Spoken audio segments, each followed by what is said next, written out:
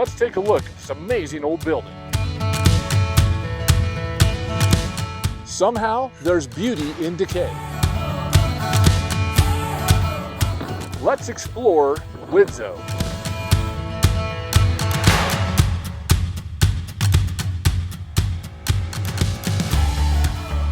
Welcome everyone to Weekend Escapades. We have found our way to Widso, Utah, ghost town. Now there's still some residents that live here. We see some new buildings that have went up. It's been a couple years since we've been in this town. Behind me is a most amazing old building. Come along, let's take a look.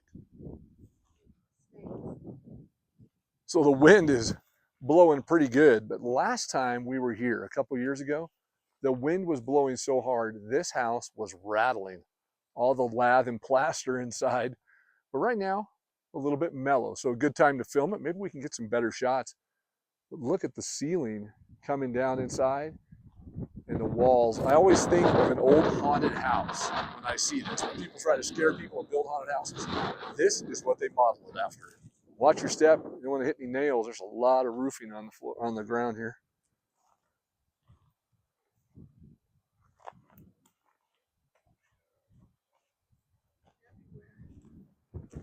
So a lot of old cans here. There's probably a trash pile nearby this one. But this was a quality home at one time. Look at that roof. The whole structure's still there with daylight coming through in the chimney. Had multiple rooms. Now it's said that there was a couple of hotels here in town and a store. And we're gonna explore the old church and school. With the wind that whips out here, I was kind of shocked to see off in the distance that it was still standing. Let's see if we can get in this little breezeway here. It almost makes me think that maybe this was an area where people could stay, like a hotel style. There's a lot of nails. Kind of watch my step here. The wood is really soft and rotten. We don't want to damage anything. And there it is, the old ghost town bed springs. Every time, never fails. Looks like they might have had some heat back here too with the stovepipe that would be coming out of there. So funny, we always make reference to the old ghost town bed springs. Love this old building. It definitely looks like it had multiple rooms with little stovepipe chimney areas going out. See if we can get around here and see what's in the buildings over there as well.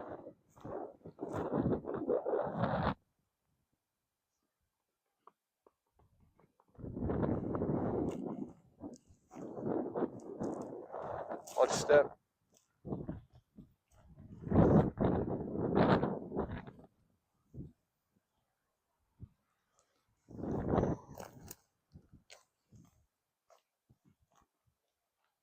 There's a big hole here. Not sure what that would be for. Maybe they had a cellar or something.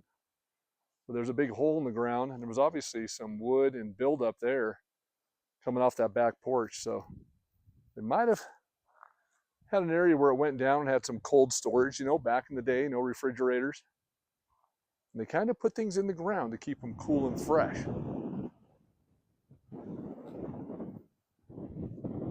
I don't know, why do I find this building so beautiful, that wood.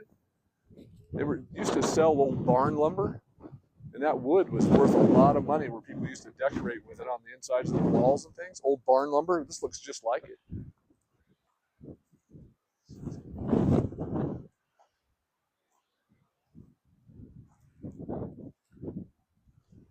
This side looks like it had a little decorative plaster on it. Maybe they did this in later years, but the weather probably didn't hit this side as bad. So this may have been what it looked like on the other side as well.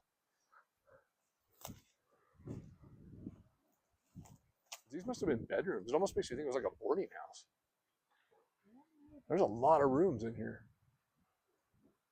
Look at the fine woodwork up here, like the laths, but they're super tiny.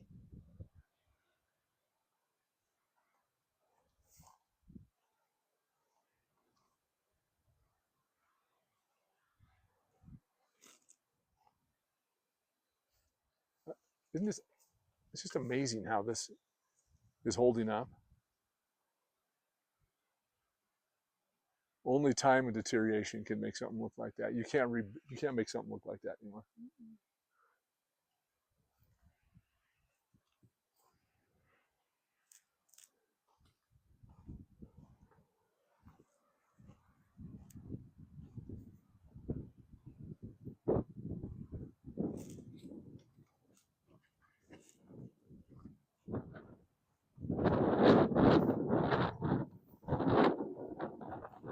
It's so funny how the wind has been whipping on this side of it. This whole side's deteriorated. The other side, the roof is still on in parts, and all the stucco, but this side's just been blasted with weather. You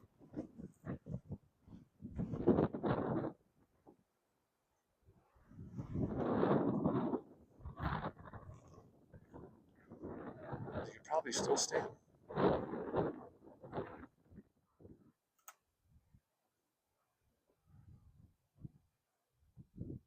We'll watch those boards. Those look a little soft. Send in the, yeah, there you go. That looks solid.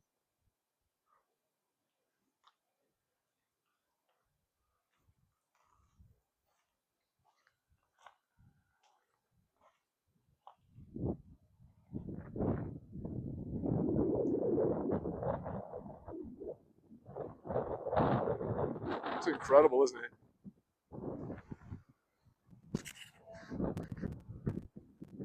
What's kind of nice is the fact that nobody's really destroyed it and they've left it alone.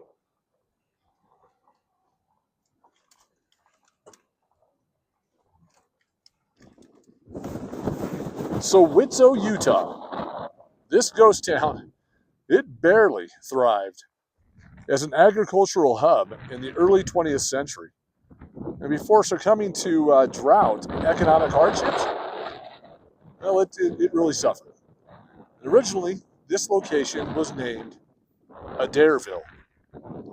It was named after and in the honor of John A. Widso, an agricultural scientist and leader in the Church of Jesus Christ of Latter-day Saints. Now, Widso had a population that reached about 1,100 in 1919. And by the 1930s, a severe drought and the Great Depression led to its decline. And we are looking currently at the church and schoolhouse.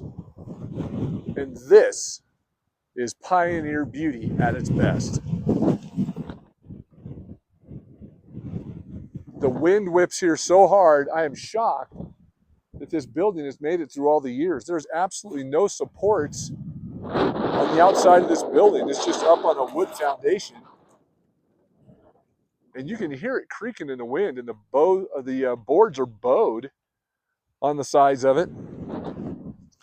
But this thing will not give in to the weather.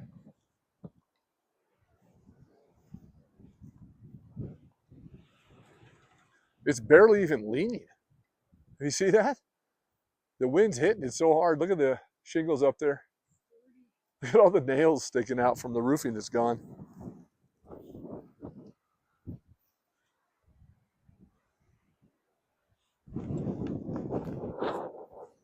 This area initially was settled by Jerediah Adair, that we had mentioned. He successfully practiced dry farming.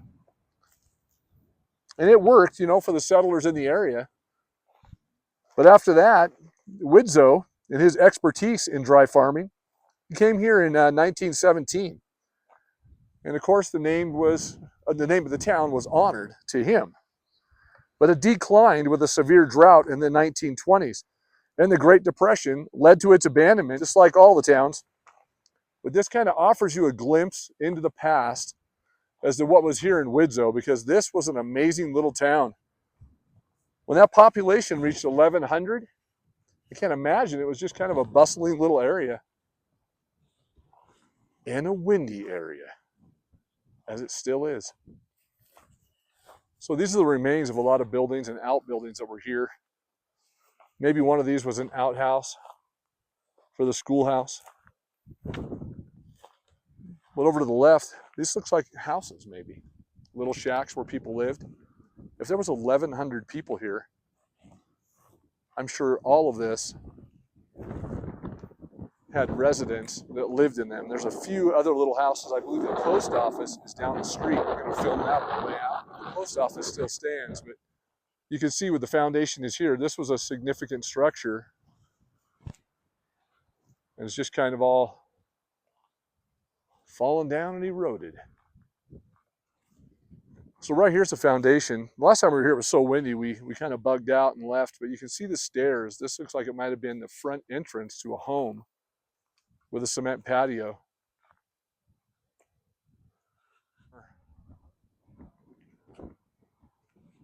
You see off in the distance that big pile? Looks like that was a house as well. To the right of that cedar tree, or that pinyon, whatever it is.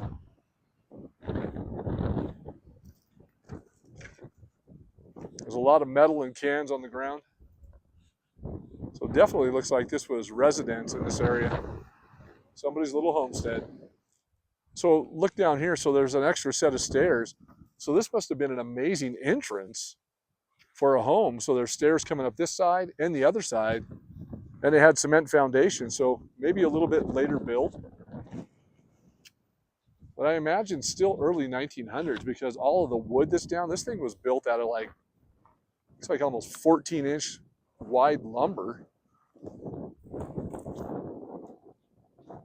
This was a significant building. And again, more modern than the school and church because of the cement foundation, I would assume. So this right here looks like, again, another basement or cellar that's underneath the house. You can see the floor joists on it. There's even a piece of pipe in there. Wondering what that is, but it's a pretty heavy-duty structure.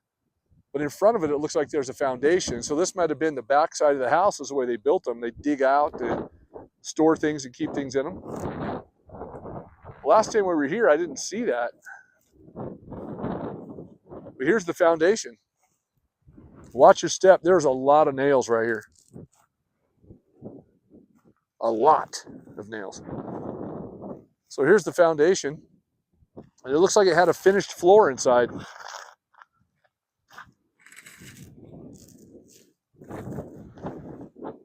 And you can see the evidence of plastered walls. And over here, cement as well. So this must have been a big building. There was some, this might have been the hotel, actually, when you think about it. They said there was a couple hotels, and that entrance with the double stairs could have been. I'll see if I can find some information, but I had a hard time finding information with any pictures of it back in the day. All I read is that it had a couple of hotels and a store, post office, 1,100 people at one time. But this was definitely a busy part of the little town.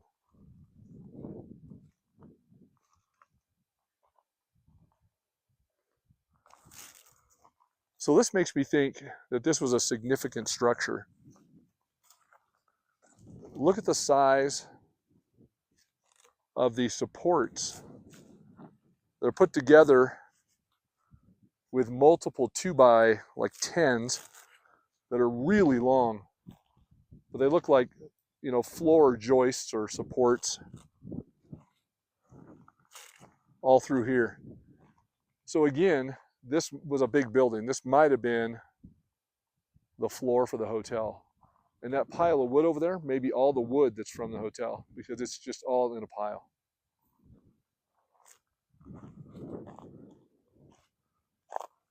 So this right here looks like it might have been the front wall or a lower wall. There's windows here. You can see where they're framed in. And that has definitely fallen over. Hard to picture what it is. Or this wall fell down. Maybe these supports were the back wall of the building and it fell forward. But you can see they were spaced out. Definitely part of the build, and there's a cement floor. So it might have been the support, and it might have been a leaning building, and it just fell that direction. Because a lot of the roofs were pitched, you know, front to back instead of at a steeple style. Yeah, so now that I'm thinking about it, this is definitely another wall that has fallen down here. So I think this fell forward towards the towards this way. So the wind probably pushed it and it fell down that way, and that would be the front wall out there, and then here's one of the side walls. There's an old car door that's laying here. Look at the hinges. That is definitely off something very old. You can see the rounded hinges on the end. And then behind it looks like the frame had some chrome on it, whatever it was. Still see some rusted out chrome. There's another giant chunk of metal over here. Who knows what that was? Over here to the right, this chunk.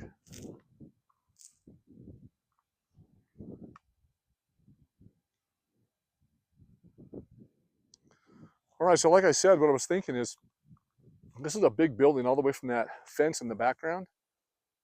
And it must have fell towards me, towards the camera.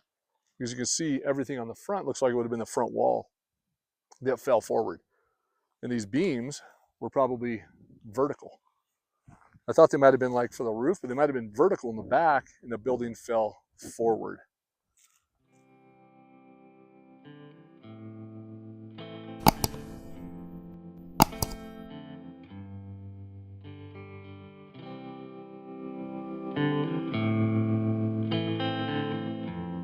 So I'm not sure which building is the post office, but I'm guessing that it's up here because they say the post office still stands. There's only about 3 buildings here, the 2 we've seen, and then this little building coming up here. It's on no trespassing property, but we'll get as close as we can. All right, so here's the building that I think is the post office. If anybody knows for sure about Widso, let me know, but I'm thinking post office. It says private property, no trespassing. The whole back of that building looks like it's built out of almost like railroad ties. Hopefully you can see how thick the lumber is on the back. And it looks like it was 2-story. So that kind of makes me wonder about being a post office as well. We're a post office? 2 stories? Maybe. All right, so this is the building we passed. No trespassing everywhere. All over the front of it, private property. One of the few buildings still remaining. Built out of those heavy, looks like railroad tie front and back. Still standing, this thing. You can see right in front, right over here, 2 windows and a door. And in the back, there's just a door. That makes me think that this was the post office and not a residence. Because they say the post office still stands. I think this is it. An amazing old building in Widso. The town should be called Wind Zone because it's so windy instead of Widso. Still a beautiful building, making it through all the wind. And here it is, Widso Cemetery. Let's explore. So just looked at a placard that's in the entrance here at the cemetery, and it looks like the earliest death that's showing on those records is 1913. So there's some pretty old sites here, well over 100 years old. And you can see some of the old picket fencing that are around these. Generally, those are some of the oldest plots that they have at the location. Let's see if we can find some placards on those or names. So this one, I've never seen this before, but this one literally has a golf ball and 2 golf clubs crossed. And I don't see any markings on the headstone at all. Maybe they're on the front. Somebody loved to golf. So these are, looks like some of the oldest ones that we're showing. So 1913 is when it shows, but born in 1900, and the other one born in 1891. So they were the sons of Quince K. and Mary E. Kimball. So those were some of the earlier burials here. So here's one. You can see the wooden headstone that was there originally. There's a name on it now. And it says, on the headstone, it says Brown right on the wood. So I'm assuming these are some of the older ones. But this is a very well taken care of cemetery. It's so flowery, floral. There's so many flowers up here. that they've added. And in the middle, there's a big American flag. Many of the headstones are from born in the 1800s, a lot of them, early 1900s deceased. So I'm assuming those are some of the people that were pioneered in the town. A lot of these sites are almost built like gardens. They've got a lot of little pottery things and wind chimes hanging, flags and decorations. For an old pioneer cemetery, a lot of beauty here. Well, that's going to do it for today, here from Widso Cemetery and Widso proper in Utah, right next to Bryce Canyon. And until the next one, goodbye from Weekend Escapades.